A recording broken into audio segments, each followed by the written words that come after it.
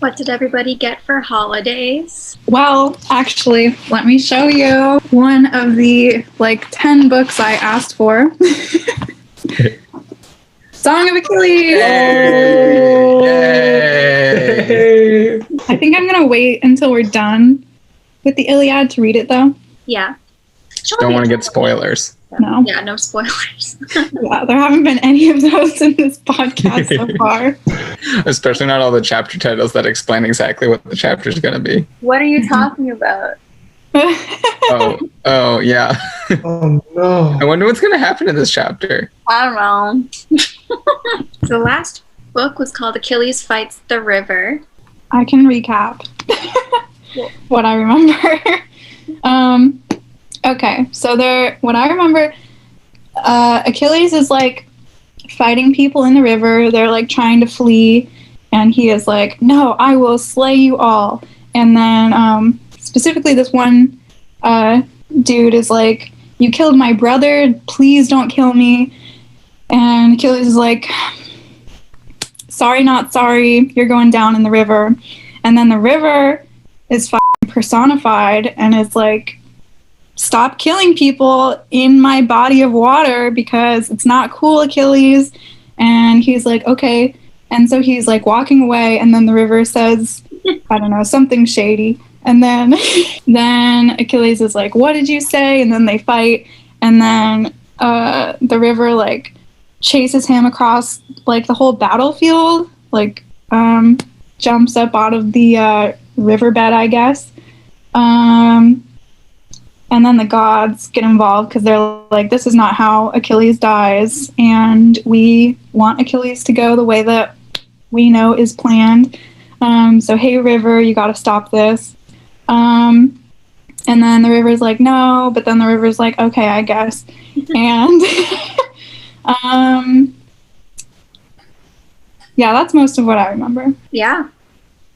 That's pretty much it. No other wild moments. There weren't any talking horses or anything this time. Mostly just another chapter to show just how cool Achilles is. He's very cool. And we're about to see him be more cool when he finally comes toe-to-toe with Hector. And who knows what's going to happen. But we're on the chapter called The Death of Hector, book 22. We'll jump into it. Look at how much faster we start without Murat here. He adds all of the He breaks all the ice. breaks all the ice. Greases the wheels. Starts all the wars within the podcast. Yeah, that's what it is. We're just too peaceful now. Somebody start a war quick. Wait, I don't know if you've been involved in the olive war episodes.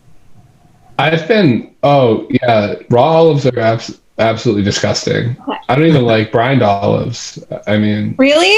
You're on vegetarian. I'm not a picky eater. I'm not really a picky eater, but the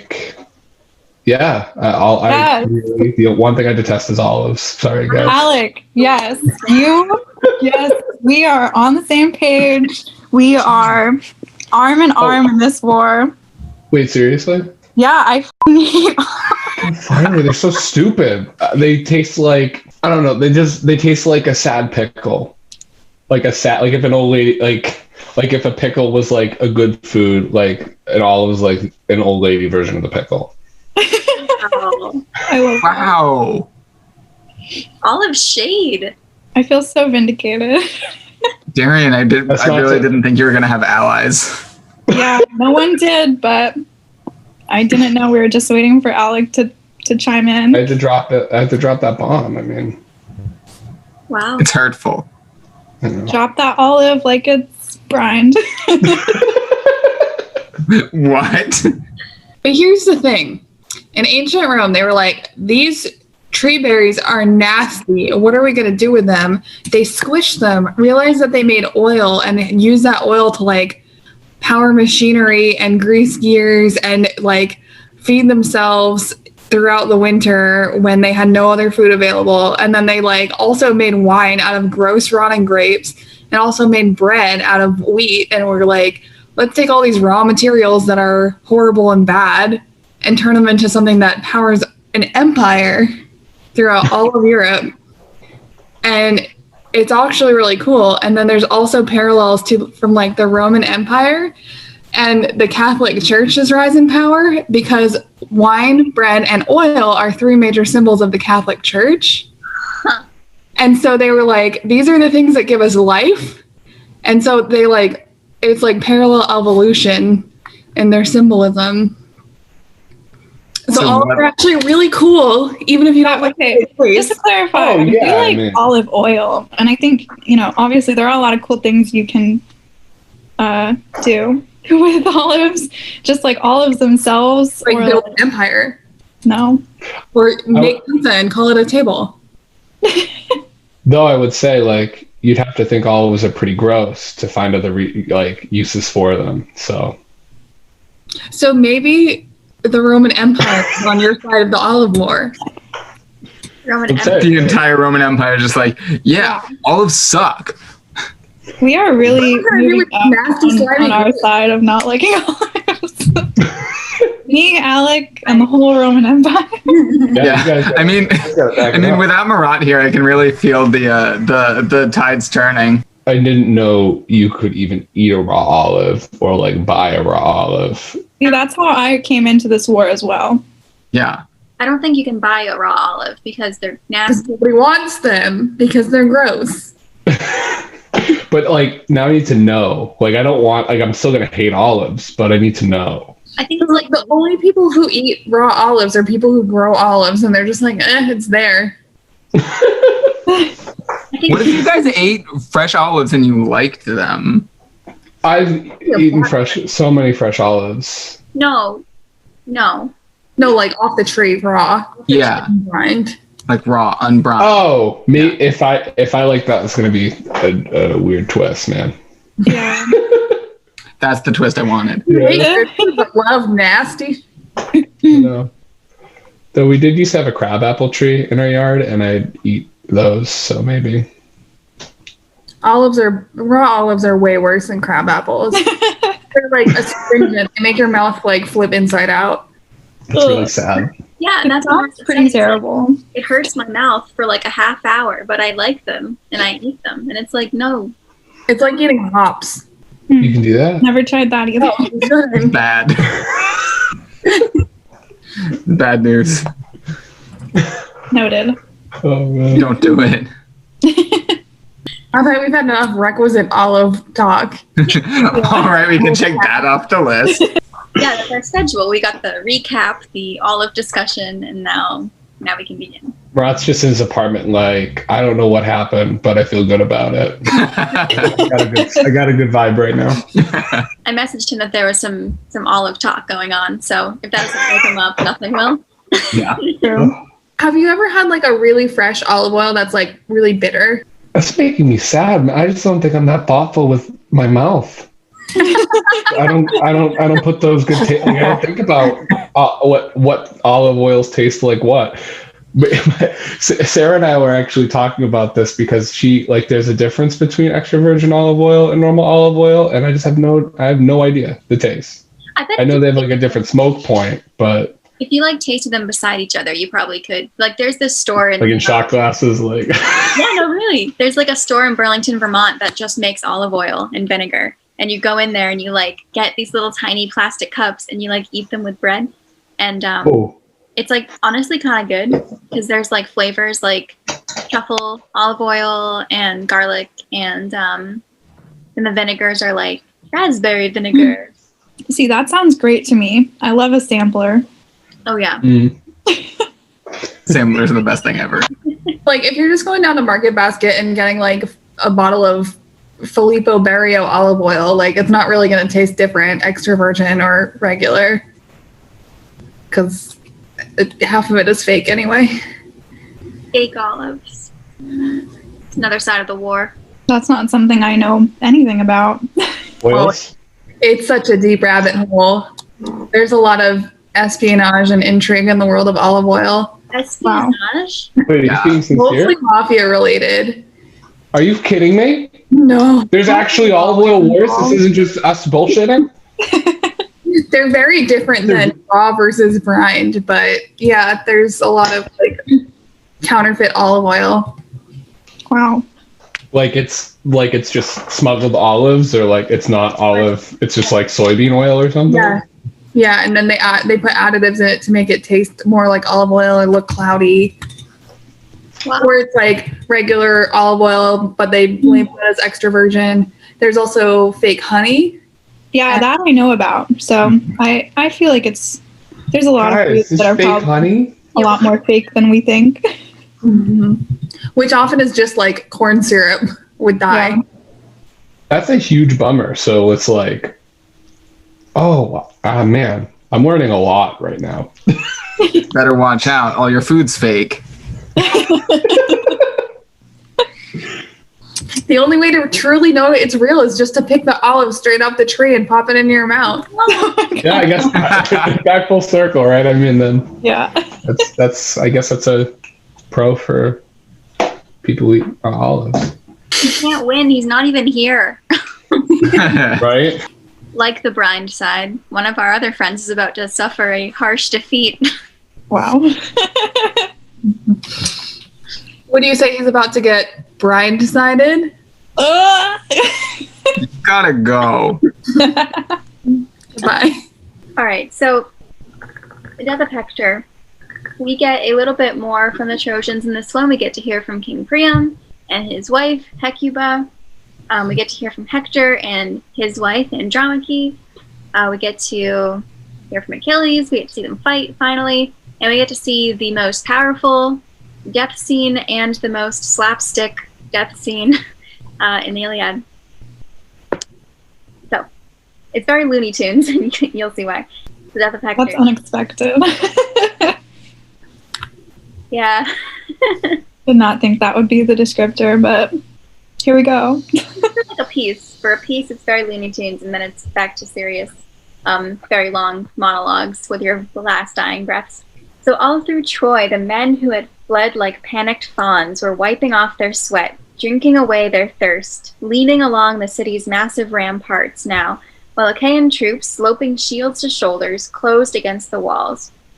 But there stood Hector, shackled fast by his deadly fate, holding his ground, exposed in front of Troy and the Scaean gates. And now Apollo, who is being chased by Achilles right now, turned to taunt Achilles. Why are you chasing me? Why waste your speed, son of Peleus? You, a mortal, and I, a deathless god. You still don't know what I am, a mortal, do you? Straining to catch me in your fury. Have you forgotten? There's a war to fight with the Trojans you stampeded. Look, they're packed inside their city walls, but you've slipped away out of here. You can't kill me. I can never die. It's not my fate. Enraged at that, Achilles shouted in mid-stride. You've blocked my way, you distant, deadly archer, deadliest god of all. You made me swerve away from the rampart there. Else what a mighty Trojan army had gnawed the dust before they could ever straggle through their gates. Now you've robbed me of great glory, saved their lives with all your deathless ease. Nothing for you to fear, no punishment to come. Oh, I'd pay you back if I only had the power at my command. No more words. So he's going to give up on Apollo because it's true, he's a god, he can't kill him. No more words. He dashed toward the city, heart racing for some great exploit, rushing on like a champion stallion, drawing a chariot full tilt, sweeping across the plain on easy, tearing strides. So Achilles hurtled on, driving legs and knees. And old King Priam, king of Troy, was the first to see him coming, surging over the plain, blazing like a star that rears at harvest, flaming up in its brilliance, far outshining the countless stars in the night sky, that star they call Orion's dog, brightest of all, but a fatal sign emblazoned on the heavens. It brings such killing fever down on the wretched men. So the bronze flared on his chest as he raced, and the old man Prius. Oh, electric car. Priam. King of Troy would drive a Prius. No, it's Priam. Moaned, flinging both hands high. Beating. I think. Sorry.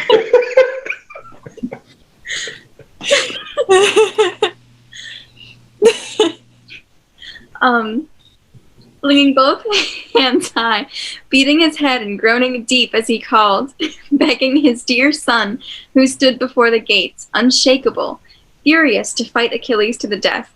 The old man cried pitifully, hands reaching out to him. I don't want to be him. I was just doing the moan. I'm sorry.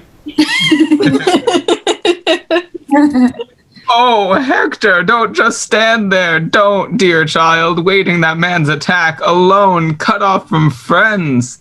You'll meet your doom at once, beaten down by Achilles, so much stronger than you, that hard, headlong man. Oh, if only the gods loved him as much as I do. Dogs and vultures would eat his fallen corpse at once, with what a load of misery lifted from my spirit. That man who robbed me of many sons, brave boys, cutting them down or selling them off as slaves, shipped to islands half the world away. Even now there are two, Lycaon and Polydorus. I cannot find them among the soldiers crowding Troy. Those sons Lathoiae bore me. Lathoiae, queen of women.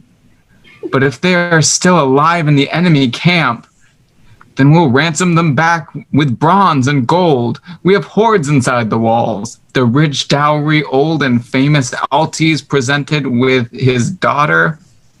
But if they're dead already, gone to the house of death, what grief to their mother's heart and mine.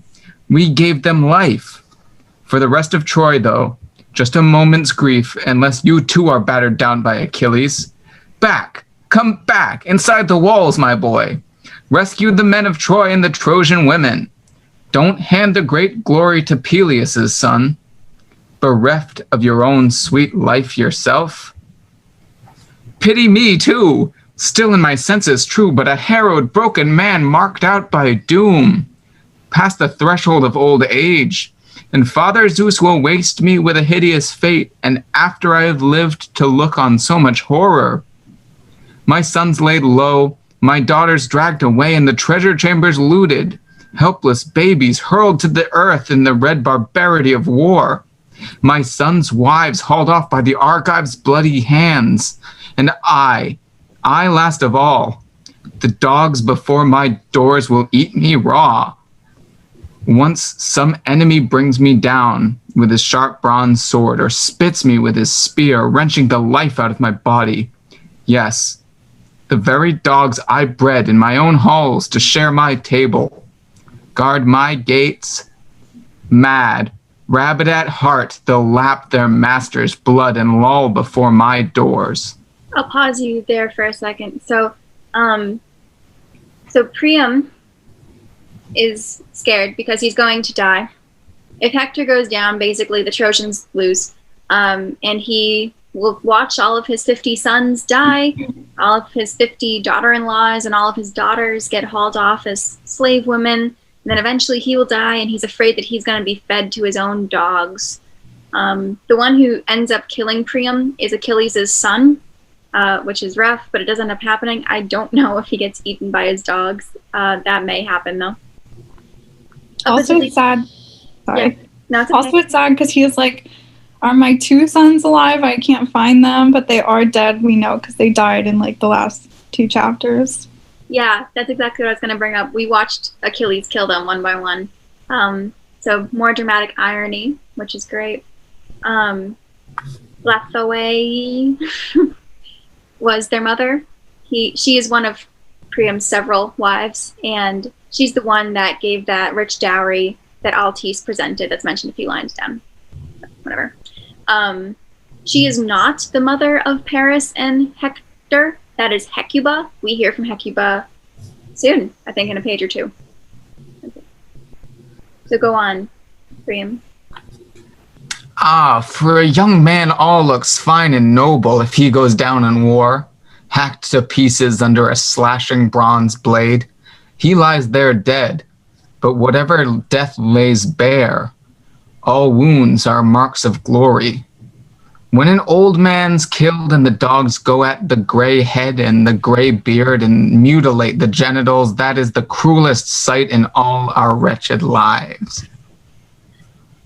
So the old man groaned, and seizing his gray hair, tore it out by the roots, but he could not shake the fixed resolve of Hector.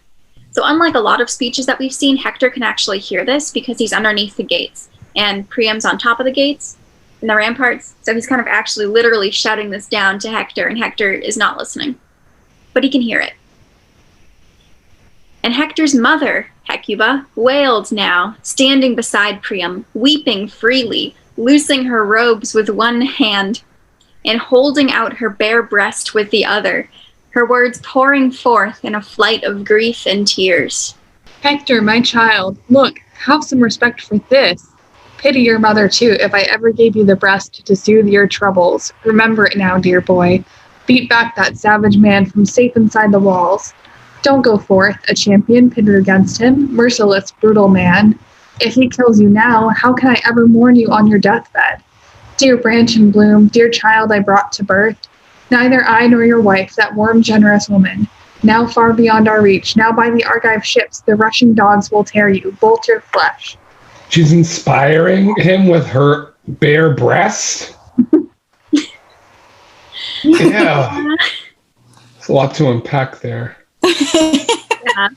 I tried to figure that out.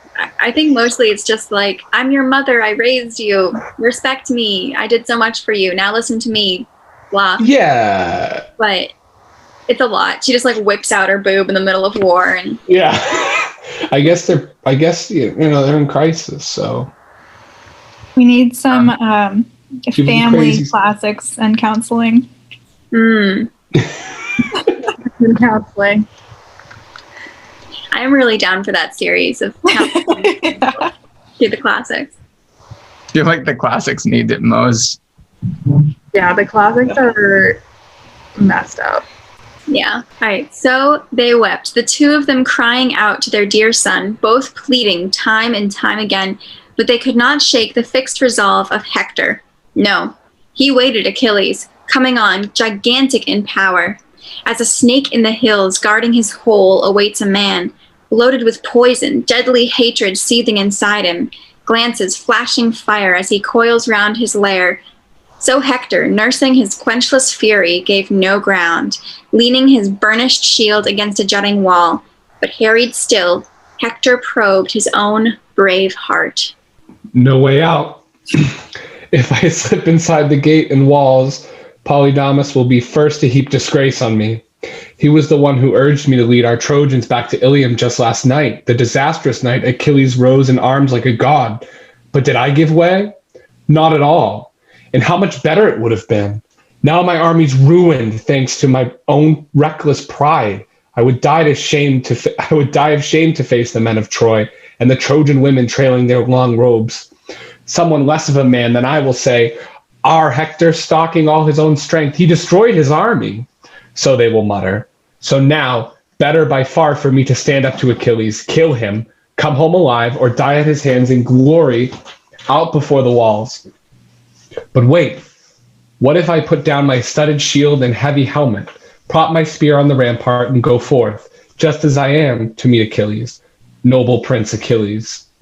Why, I could promise to give him back Helen, yes, and all her treasures with her. All those riches Paris once hauled home to Troy in the hollow ships. I forgot why they were fighting. It's been so long since they mentioned it. They were the cause of all our endless fighting.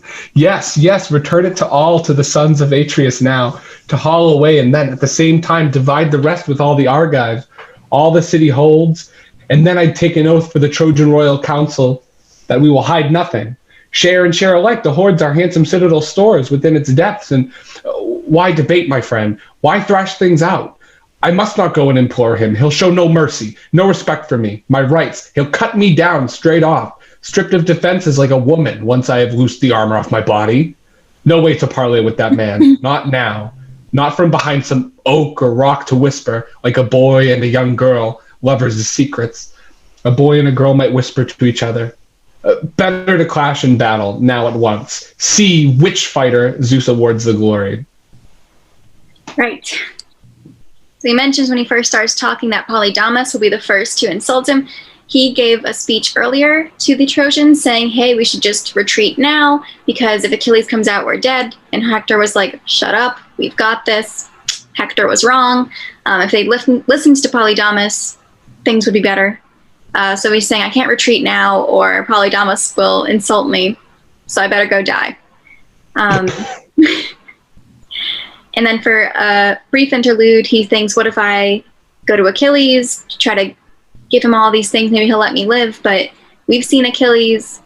He's not doing any mercy stuff right now. He's not taking any prisoners. He's just killing everybody, especially Hector, who killed Patroclus. There's no way. He can't do anything right now. And he knows that. But leave it up to Zeus, see what happens. If it was up to Zeus, probably Hector would win, because Zeus really likes Hector, but it's not completely up to Zeus. So he wavered, waiting there, but Achilles was closing on him now, like the god of war, the fighter's helmet flashing over his right shoulder, shaking the Pelian ash spear. That terror, and the bronze around his body flared like a raging fire or the rising, blazing sun. Hector looked up, saw him, started to tremble, nerve gone. He could hold his ground no longer. He left the gates behind, and away he fled in fear, and Achilles went for him fast, sure of his speed. So Hector just zooms, he bolts away. Sure of his speed as the wild mountain hawk, the quickest thing on wings, launching smoothly, swooping down on a cringing dove, and the dove flits out from under, the hawk screaming over the quarry, plunging over and over, his fury driving him down to beak and tear his kill. So Achilles flew at him, breakneck on in fury, with Hector fleeing around the walls of Troy, fast as his legs would go.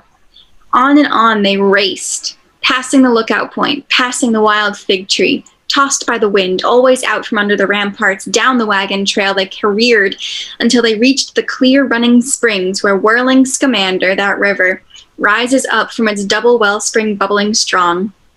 And one runs hot and the steam goes up around it, drifting thick as if fire burned at its core, and the other, even in summer, gushes cold as hail or freezing snow or water chilled to ice.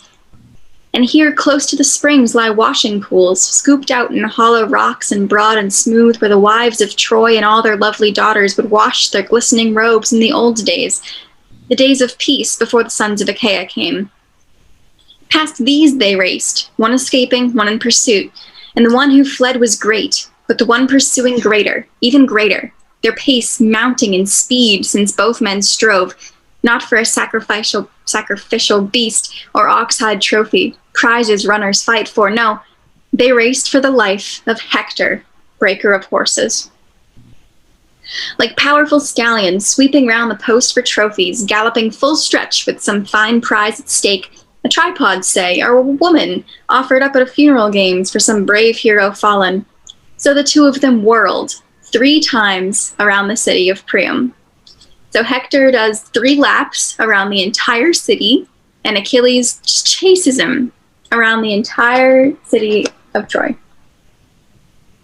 sprinting at top speed while all the gods gazed down, and Zeus, the father of men and gods, broke forth among them now. Unbearable, a man I love hunted round his own city walls and right before my eyes. My heart grieves for Hector, Hector who burned so many oxen in my honor, rich cuts, now on the rugged crests of Ida, now on Ilium's heights. But now, look, brilliant Achilles courses him round the city of Priam in all his savage lethal speed. Come, you immortals, think this through, decide.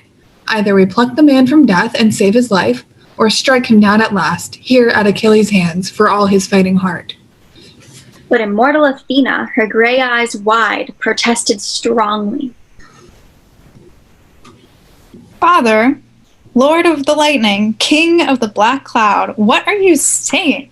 A man, a mere mortal, his doom sealed long ago, you'd set him free from all the pains of death?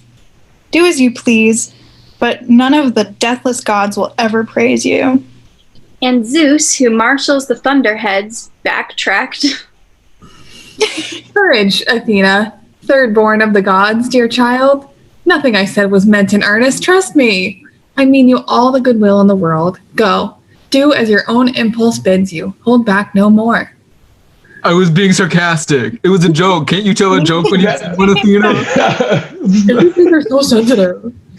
But they've been saving like everybody, and now it's like, Yeah. nah, you can't do that. It's like, It's just when he gets called out, that's when he says it with sarcasm. yes. Whoa, no, Oh, that's perfect. So they're watching, and this is the part that I think is like slapsticky. They're just like chasing each other one by one around the city. No one else is interfering. Background. Yeah. Well, why would you like get in the middle of that? Yeah, imagine being the guy who like tries to stop Achilles on his way to Hector. Or take glory from Achilles by killing Hector. Yeah, Yeah, either way. it's no good. This is just happening, and Zeus has had enough, and Athena's had enough. So he launched Athena, already poised for action, down the goddess swept from Olympus's craggy peaks. And swift Achilles kept on coursing Hector non-stop as a hound in the mountains starts a fawn from his lair, hunting him down in the gorges, down in the narrow glens. And the fawn goes to ground, hiding deep in the brush, but the hound comes racing fast, nosing him out until he lands his kill. So Hector could never throw Achilles off his trail, the swift runner Achilles. Time and time again, he'd make a dash for the Dardan gates, trying to rush beneath the rock-built ramparts, hoping men on the heights might save him, somehow raining spears. But time and time again, Achilles would intercept him quickly, heading him off, forcing him out across the plain, and always sprinting along the city side himself, endless as in a dream.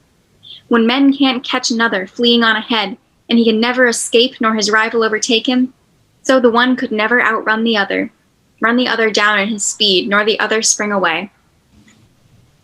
And how could Hector have fled the fates of death so long? How, unless one last time, one final time, Apollo had swept in close beside him, driving strength in his legs and knees to race the wind.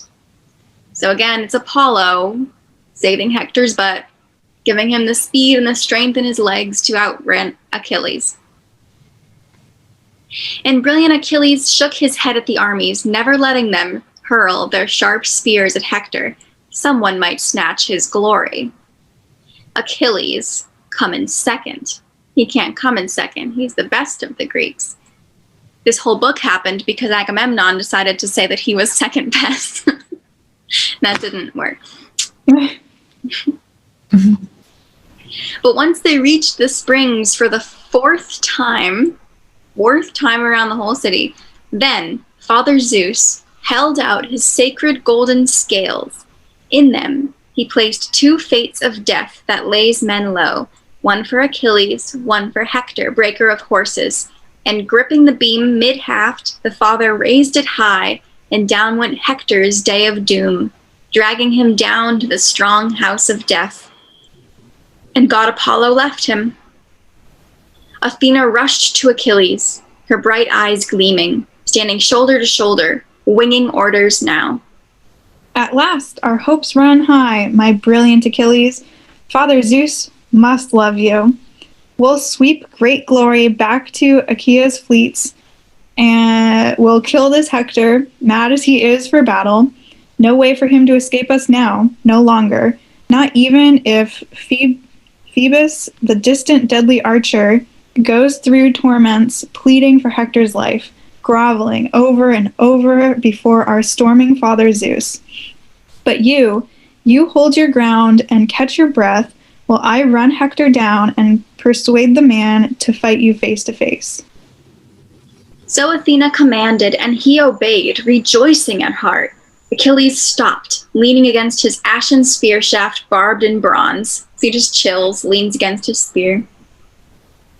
And Athena left him there, caught up with Hector at once, and, taking the build and vibrant voice of Deiphobus, stood shoulder to shoulder with him, winging orders. Dear brother, how brutally swift Achilles hunts you, coursing you round the city of Priam in all his lethal speed. Come, let us stand our ground together, beat him back. Deiphobus?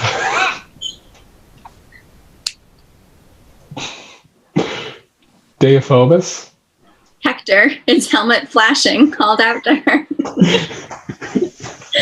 Dearest of all my brothers, all these warring years of all the sons that Priam and Hecuba produced, now I'm determined to praise you all the more, you who dared, seeing me in these straits, to venture out from the walls all for my sake, while the others stay inside and cling to safety. The goddess answered quickly, her eyes blazing. True, dear brother, how your father and mother both implored me, time and again, clutching my knees, and the comrades around me begging me to stay. Such was the fear that broke them, man for man, but the heart within me broke with grief for you. Now headlong on and fight. No let up, no lance spared. So now we'll see if Achilles kills us both and hauls our bloody armor back to the beaked ships, or he goes down in pain beneath your spear. Athena luring her on with all her immortal cunning. And now at last, as the two came closing for the kill, it was tall Hector, helmet flashing, who led off. No more running from you in fear, Achilles. Not as before. 3 times I fled around the great city of Priam. I lacked courage then to stand your onslaught. Now my spirit stirs me to meet you face to face. Now kill or be killed.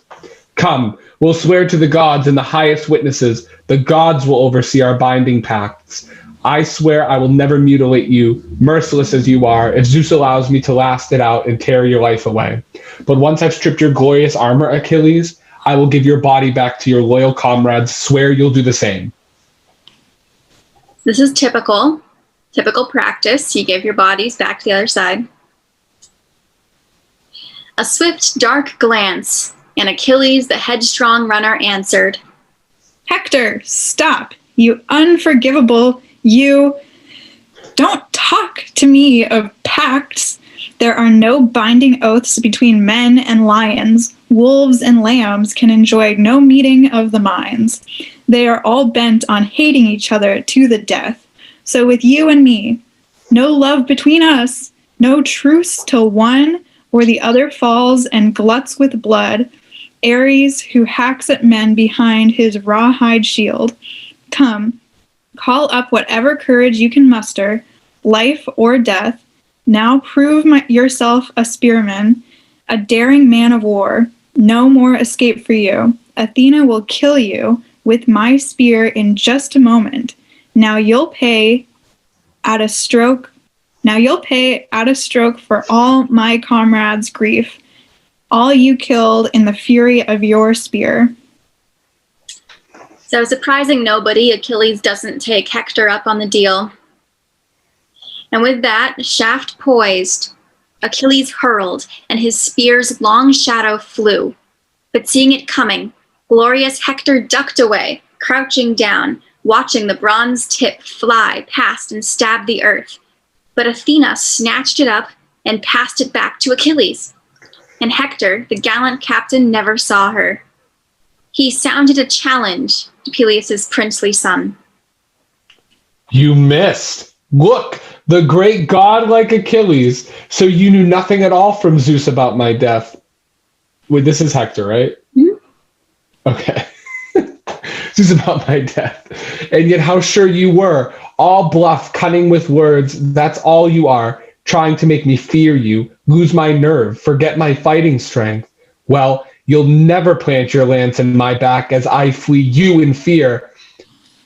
Plunge it through my chest as I come charging in, if a god gives you the chance.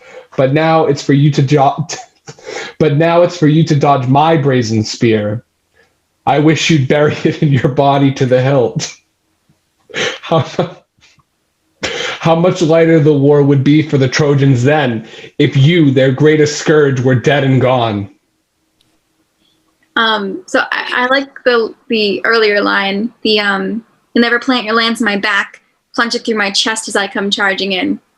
What a cool courage quote. Yeah. No hilts there.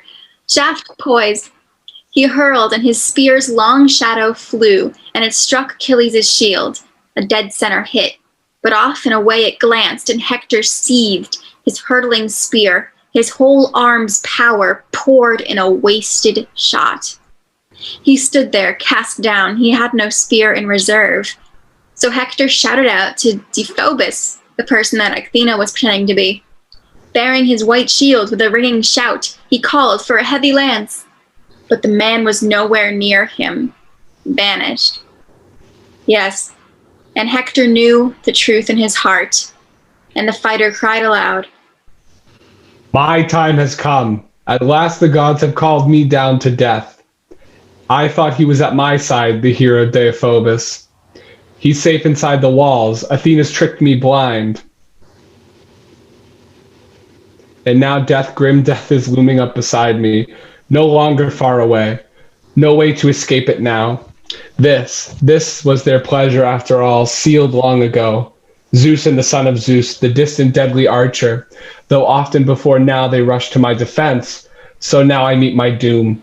Well, let me die, but not without struggle, not without glory. No, in some great clash of arms that even men to come will hear of down the years. And on that resolve he drew the whetted sword that hung at his side, tempered, massive, and gathering all his force, he swooped like a soaring eagle, launching down from the dark clouds to earth to snatch some helpless lamb or trembling hare. So Hector swooped now, swinging his whetted sword, and Achilles charged too, bursting with rage, barbaric, guarding his chest with the well-wrought blazoned shield. Head tossing his gleaming helmet, 4 horns strong, and the golden plume shook that the god of fire drove in, bristling thick along its ridge. 4 horns. 4 horns. Many videos ago, I was like, doesn't his helmet have horns? You're right. Finally, that's the big reveal for this show. Throwback. Everyone was like, Darian, what are you talking about? Yeah, 4 horns. you're right. I didn't catch that. 4 horns. It's obviously a really important plot point. I've seen an image online that was like the second, like 2 in the front and 2 in the back. But I don't know. And there's golden plumes too. Does that have feathers as well? That's the horsehair, I have to imagine. Oh yeah. Oh, yeah. All right, I'll put some of these in the video, but ooh, that's really crappy. Yeah.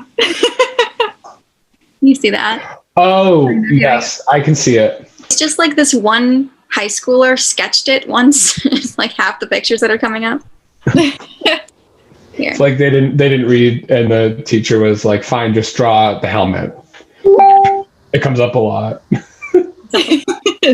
So yeah, I guess he does have horns somehow. I wish there was like an older thing. Like on an urn or something. Yeah.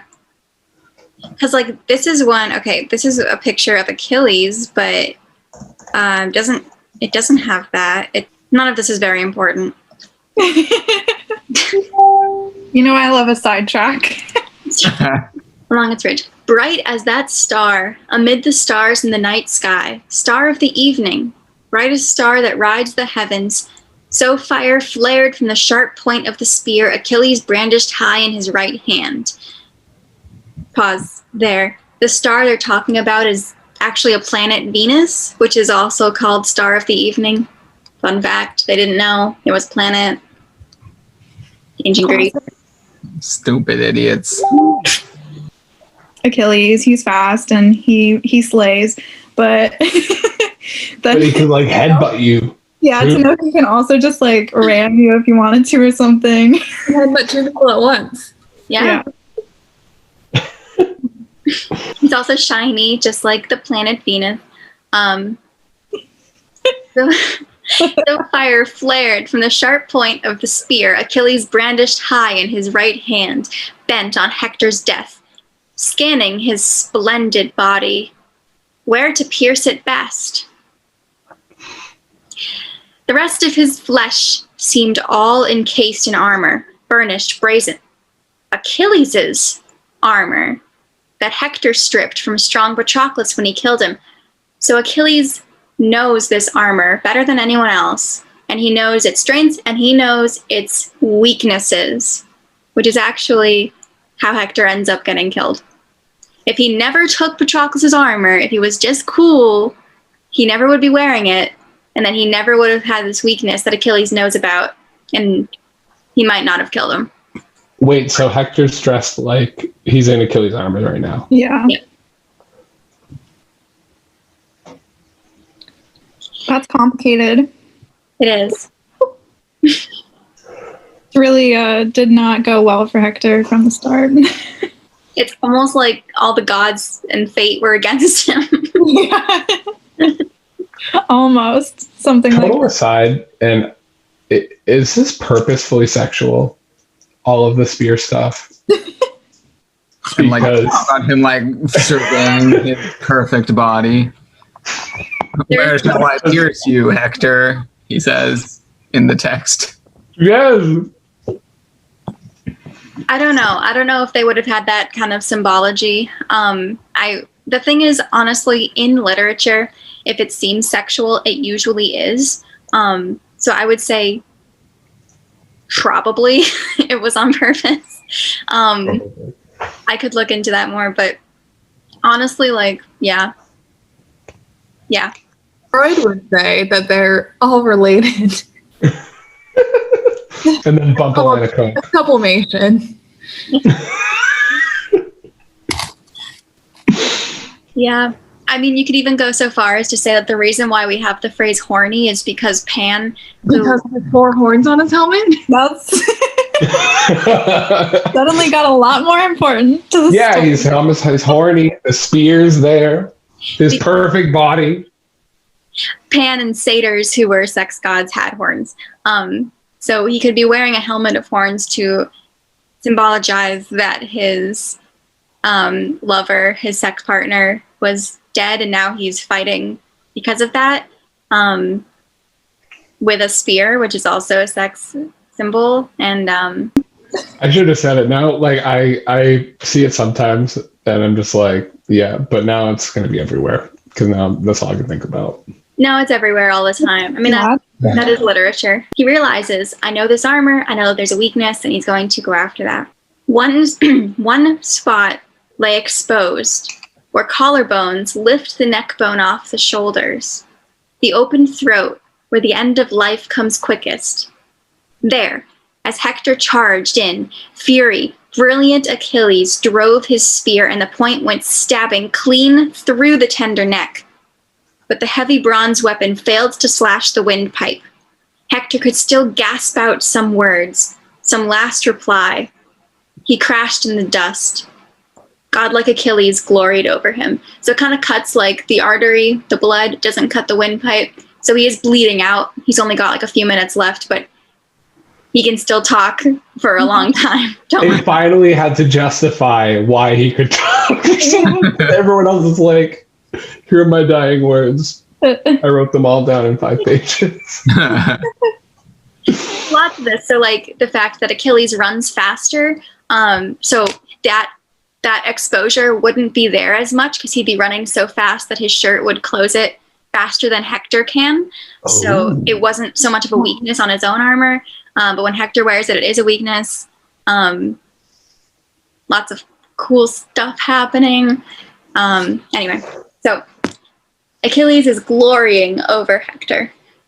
Hector, surely you thought when you stripped Patroclus' armor that you would be safe, never a fear of me, far from the fighting as I was. You fool.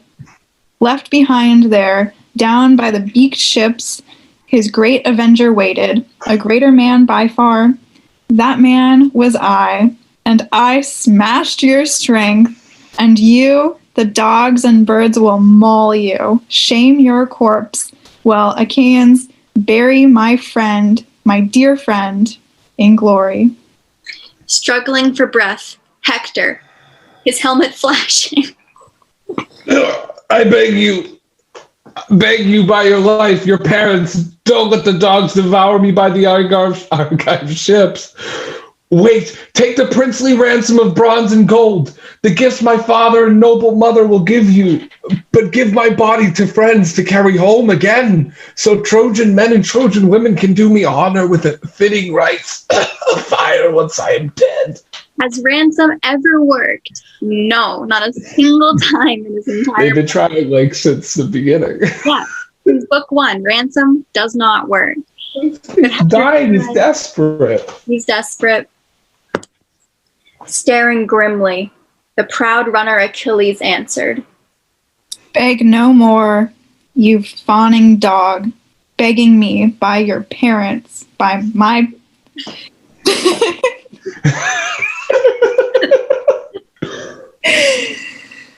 I'll start over.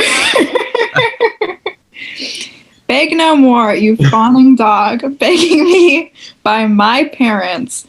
Would to God my rage, my fury would drive me now to hack your flesh away and eat you raw. That's gross. Such agonies you have caused me. Ransom?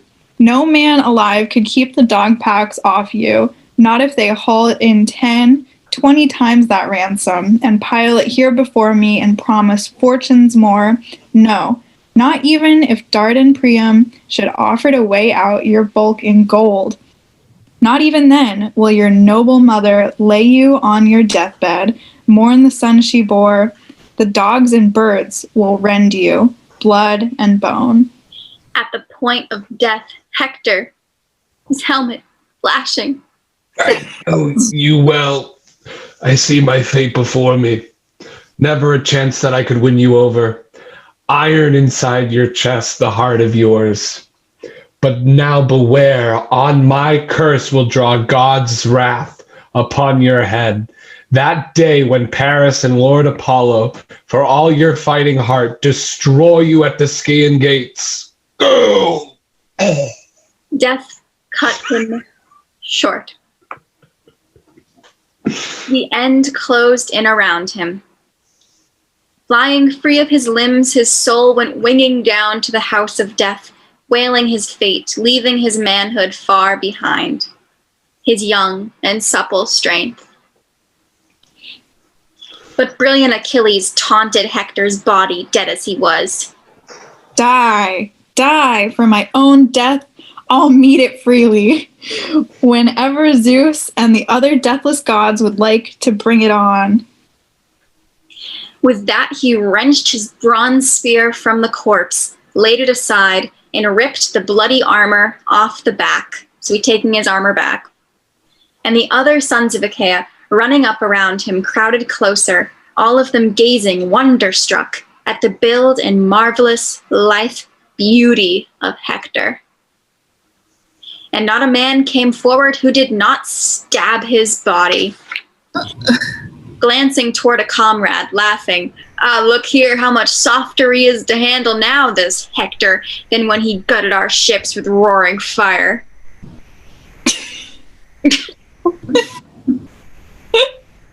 What? And I'll just walk up and stab him. They're upset. Talk about Nice. kicking someone when they're down. Yeah.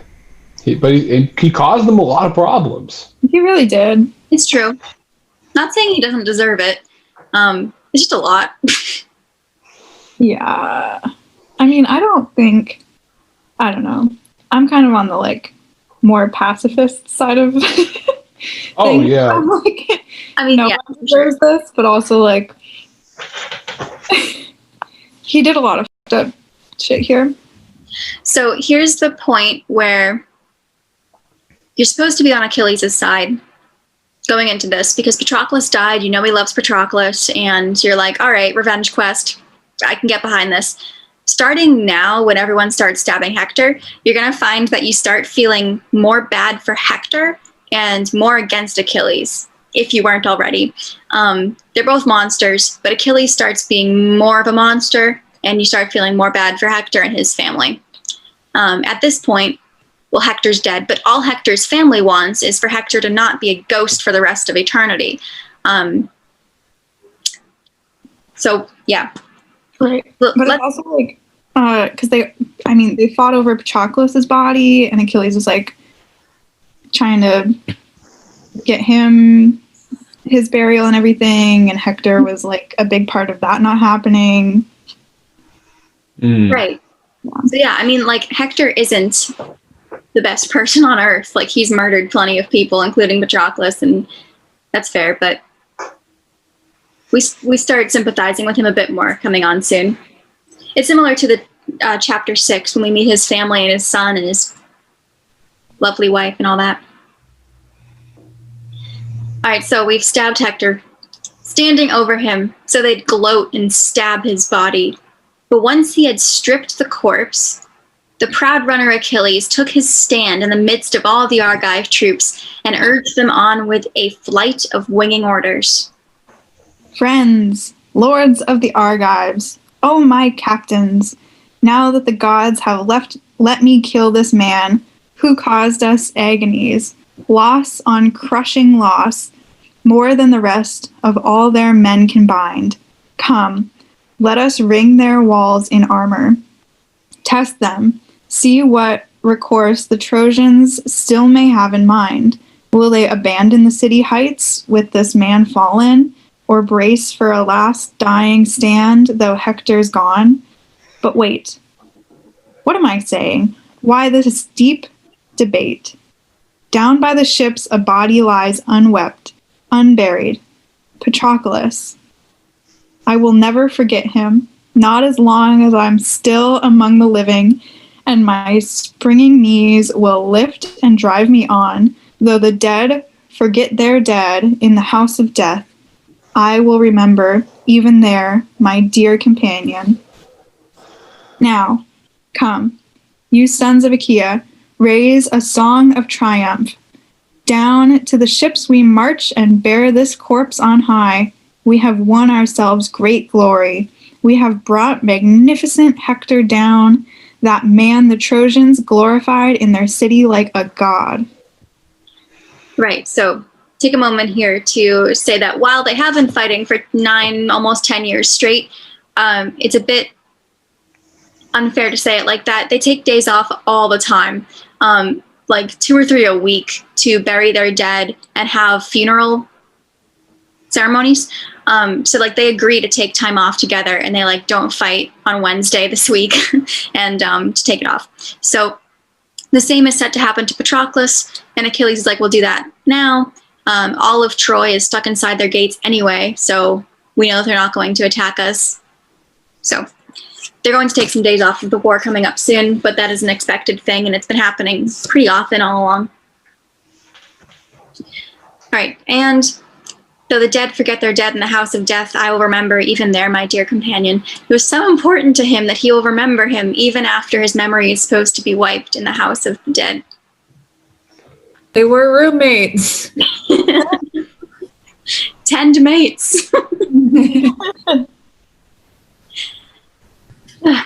So he triumphed, and now he was bent on outraged, on shaming noble Hector. Piercing the tendons, ankle to heel, behind both feet, he knotted straps of rawhide through them both, lashing them to his chariot, left the head to drag, and mounting the car, hoisting the famous arms aboard, he whipped his team to a run, and breakneck on they flew, holding nothing back. So he grabs Hector's heels, ironically by the Achilles tendon, there's this little triangle there, and then he stabs through them and loops rope through both of his heels, and then ties it to his chariot, and then tells his horses to go. And so Hector is lopping along on the ground behind them, like his head hitting the ground, his body getting torn up by the rocks and the dirt and whatever else. And he's my God, he Mussolini'd him. Yeah, Mussolini got Hector, really, but yeah. Yeah. Breakneck on they flew, holding nothing back, and a thick cloud of dust rose up from the man they dragged, his dark hair swirling round that head so handsome once, all tumbled low in the dust, since Zeus had given him over to his enemies now to be defiled in the land of his own fathers. So his whole head was dragged down in the dust, and now his mother began to tear her hair, She flung her shining veil to the ground and raised a high, shattering scream, looking down at her son. Pitifully, his loving father groaned and Oh. That was the scream.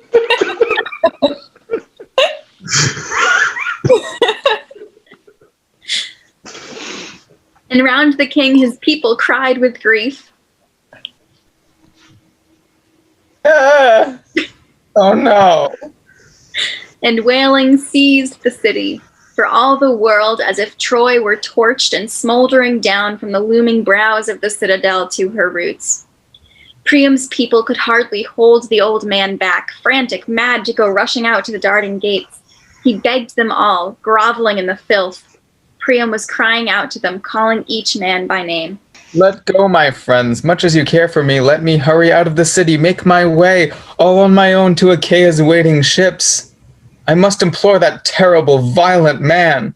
Perhaps, who knows, he may respect my age, may pity an old man.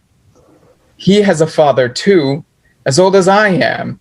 Peleus sired him once.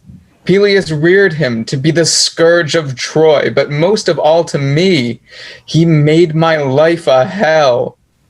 So many sons he slaughtered, just coming into bloom. But grieving for all the rest, one breaks my heart the most, and stabbing grief from him will take me down to death. My Hector, would to God he had perished in my arms. Then his mother who bore him, oh, so doomed. She and I could gut ourselves with grief. Do we think that Achilles is going to accept a ransom because he's old and reminds him of maybe. It has. Nah, he's getting it's a chariot trip for two, baby. Oh God. So the voice of the king rang out in tears. The citizens wailed in anger, and noble Hecuba led the wives of Troy in a throbbing chant of sorrow. Oh, my child, my desolation. How can I go on living? What agonies must I suffer now you are dead and gone? You were my pride throughout the city, night and day, a blessing to us all, the men and women of Troy. Throughout the city they saluted you like a god. You were their greatest glory while you lived. Now death and fate have seized you, dragged you down. Her voice rang out in tears. But Andromache, the wife of Hector, had not heard a thing. No messenger brought the truth of how her husband made his stand outside the gates. She was weaving at her loom, deep in the high halls, working flowered braiding into a dark red folding robe. And she called her well-kept women through the house to set a large three-legged cauldron over the fire so Hector could have his steaming hot bath when he came home from battle. Poor woman. She never dreamed how far he was from bathing, struck down at Achilles' hands by blazing-eyed Athena. But she heard the groans and wails of grief from the rampart now, and her whole body shook. Her shuttle dropped to the ground. She called out to her lovely, waiting women. Quickly. Two of you follow me. I must see what's happened. That cry, that was Hector's honored mother I heard. My heart's pounding, leaping up in my throat, the knees beneath me paralyzed. Oh, I know it. Something terrible's coming down on Priam's children. Pray God the news will never reach my ears. Yes, but I dread it so. What if great Achilles has cut my Hector off from the city, daring Hector, and driven him out across the plains and all alone? He may have put an end to that fatal headstrong pride that always seized my Hector, never hanging back with the main force of men, always charging ahead, giving ground to no man in his fury. That pride, that hubris, that fatal flaw that if I were an English teacher for you would have drilled into you by now, because it's everywhere in Greek literature. It's in Hector as well. Fatal flaw of pride. He thought that he could do it, made the Trojans stay out. If the Trojans just sucked it up and stayed inside the city, he'd still be alive. Oh. Also, literally in the armor, because he had the hubris of wearing the armor that he stole off the guy he killed, and he's like, look how cool I am, and that's why he died, because it didn't fit him, I guess. Yeah, good catch. Exactly. So she cried, dashing out of the royal halls like a mad woman, her heart racing hard, her women close behind her. But once she reached the tower where the soldiers massed, she stopped on the rampart, looking down and saw it all. Saw him, dragged before the city, stallions galloping, dragging Hector back to Achaea's beaked warships. Ruthless work. The world went black as night before her eyes. She fainted, falling backward, gasping away her life breath. She flung to the winds her glittering headdress, the cap and the coronet, braided band and veil, all the regalia golden Aphrodite gave her once, the day that Hector, helmet aflash in the sunlight, led her home to Troy from her father's house, with countless wedding gifts to win her heart. But crowding round her now, her husband's sisters and brothers' wives supported her in their midst, and she, terrified, stunned to the point of death, struggling for breath now and coming back to life, burst out in grief among the Trojan women. Oh, Hector, I am destroyed, both born to the same fate after all. You at the Troy in the halls of King Priam, I at Thebes under the timberline of Placos, Eetion's house. He raised me as a child, that man of doom, his daughter just as doomed would to God he'd never fathered me. Now you go down to the house of death, the dark depths of the earth, and leave me here to waste away in grief, a widow, lost in the royal halls, and the boy only a baby, the son we bore together, you and I so doomed. Hector, what help are you to him now you are dead? What help is he to you? Think, even if he escapes the wrenching horrors of war against the Argives, pain and labor will plague him all his days to come. Strangers will mark his lands off, stealing his estates. The day that orphan, a youngster, cuts him off from friends, and he hangs his head low, humiliated in every way. His cheeks stained with tears and pressed by hunger, the boy goes up to his father's old companions, tugging at one man's cloak, another's tunic, and some will pity him true, and one will give him a little cup to drink, enough to wet his lips, not quench his thirst. But then some bully with both his parents living beats him from the banquet, fists and abuses flying. You, get out, you've never got no father feasting with us here. And the boy sobbing trails home to his widowed mother. Astyanax. And years ago, propped on his father's knee, he would only eat the marrow, the richest cuts of lamb. And when sleep came on him, he had quit his play. Cradled warm in his nurse's arms, he'd drowse off. Snug in a soft bed, his heart brimmed with joy. Now what's suffering, now he's lost his father? Astyanax! The lord of the city, so the Trojans called him, because it was you, Hector, you and you alone who shielded the gates and the long walls of Troy. But now by the beaked ship, far from your parents, glistening worms will wriggle through your flesh. Once the dogs have had their fill of your naked corpse, though we have such stores of clothing laid up in the halls, fine things a joy to the eye, the works of women's hands. Now, by God, I'll burn them all, blazing to the skies. No use to you now. They'll never shroud your body, but they will be your glory, burned by the Trojan men and women in your honor. Her voice rang out in tears, and the women wailed in answer. I forgot Astyanax was the name for son.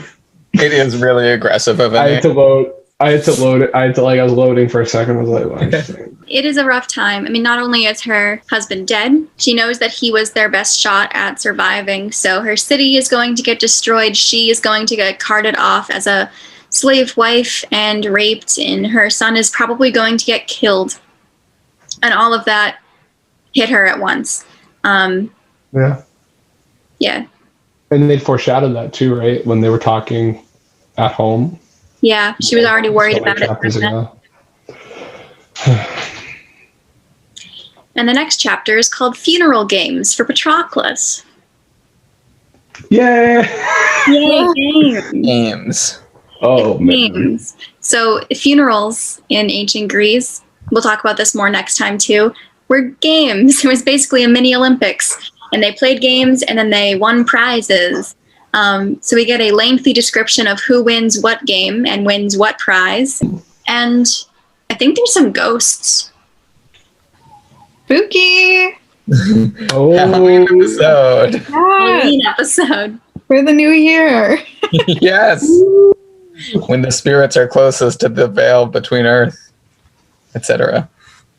This one's tough to end on because it's like normally like I'd say something stupid or like make a joke or Marat would do it. Or Yeah, there's but this nothing is to just joke a about. bummer. I know, it's super sad. It's like way too bad. It is, but that's like, it's wild though, because you've been amped up for so long, right? Like you're like, oh yeah, like I'm on Achilles' side.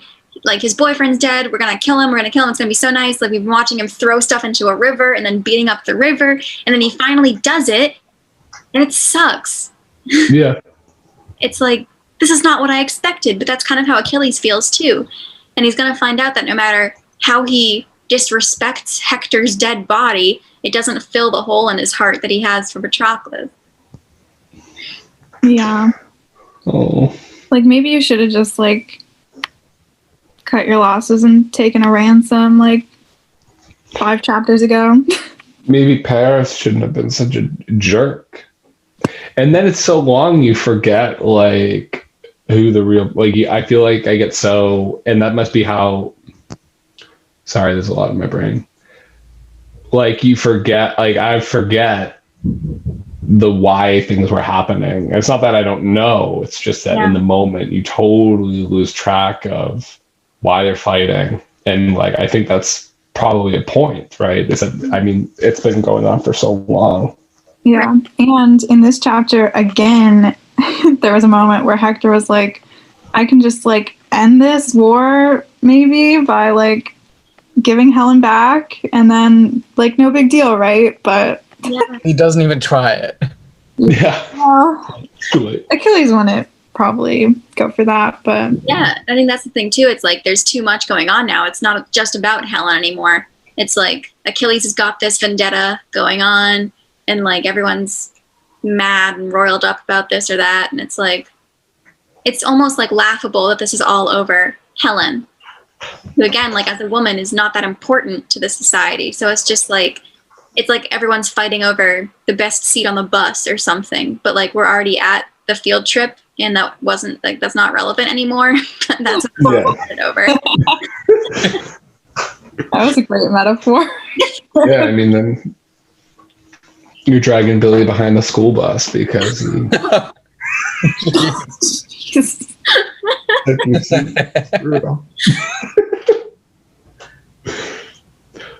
It always makes me cringe when I think about cutting through the heels.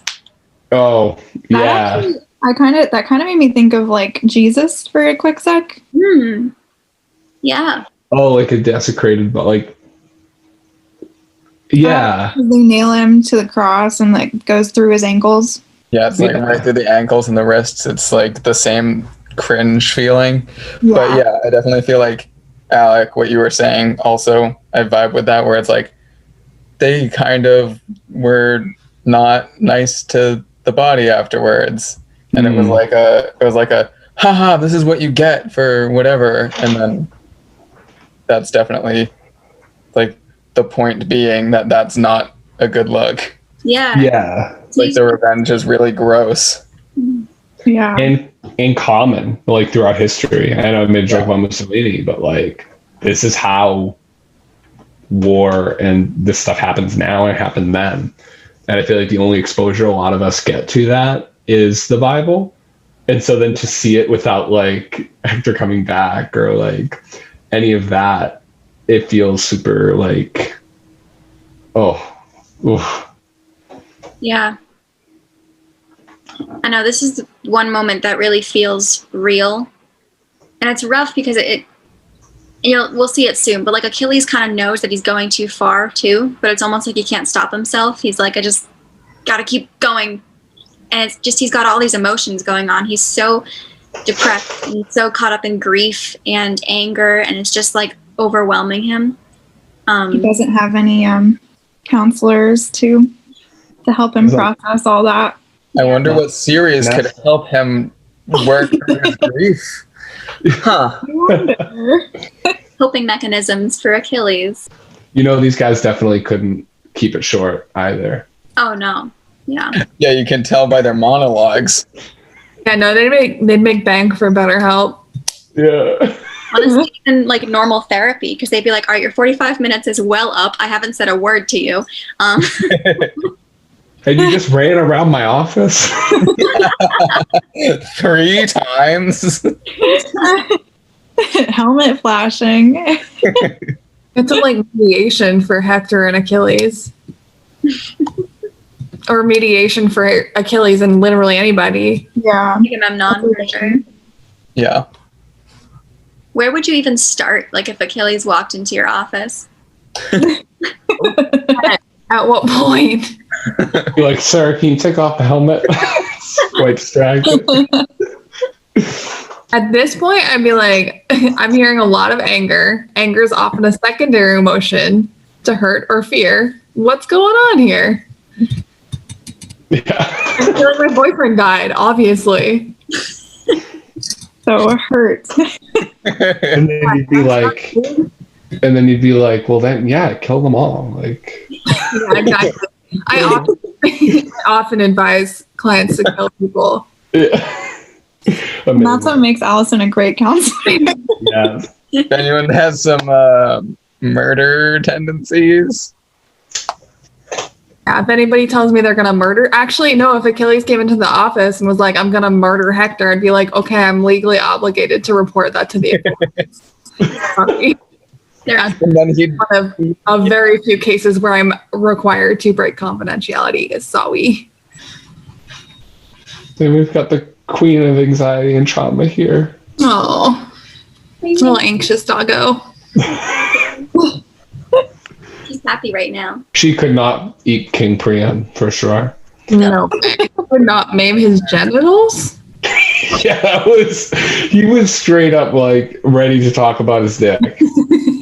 As all of these people are. Not just ready, actively participating. Yeah, and not even Yeah. symbolically, just like legit. Just straight up. He's talking about his genitals. His wife pulls out her tit. Like, They're a lot going. what? And it was on the same page. In Greek mythology, you need coins to go to the underworld. You have to pay the boat, Charon, the boat person. So you get the coins in a whole big ceremony. So at the moment, Hector is kind of watching what's happening, waiting for his funeral, in which point they will send him down the coins to have the passage.